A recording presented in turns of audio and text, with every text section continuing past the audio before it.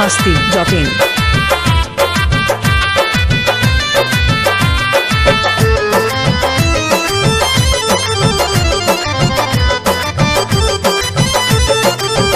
सच्ची भक्ति की जब ज्योति जल जाएगी, मैया मूर्ति से बाहर निकल आएगी।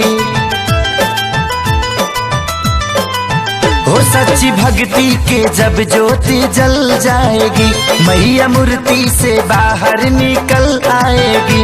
पूरी मन्नत हो जाएगी मनाओ तो सही, पूरी मन्नत हो जाएगी मनाओ तो सही।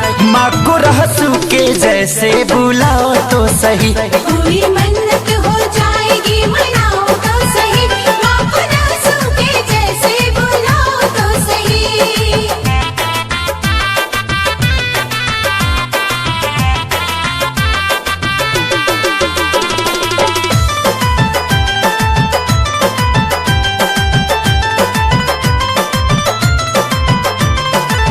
कौन कहता है देवी मैया आती नहीं, कौन कहता है देवी मैया आती नहीं, भोग भक्तों के हाथों लगाती नहीं। कौन कहता है देवी मैया आती नहीं, भोग भक्तों के हाथों लगाती नहीं। बेरे सबरी के जैसे खिलाओ तो सही, बेरे सबरी के जैसे खिलाओ तो सही। माँ को रहसू के जैसे बुलाओ तो सही, पूरी मन्नत हो जाएगी मनाओ तो सही। माँ को रहसू के जैसे बुलाओ तो सही।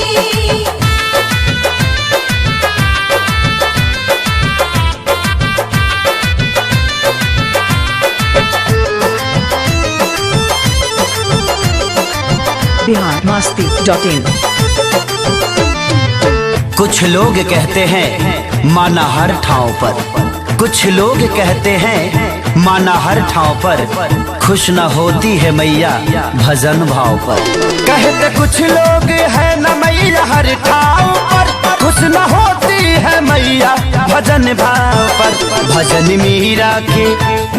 मीरा के जैसे तुम गाओ तो सही, भजन मीरा के जैसे तुम गाओ तो सही। माँ को रहसू के जैसे बुलाओ तो सही, पूरी मन्नत हो जाएगी मनाओ तो सही। माँ को रहसू के जैसे बुलाओ तो सही।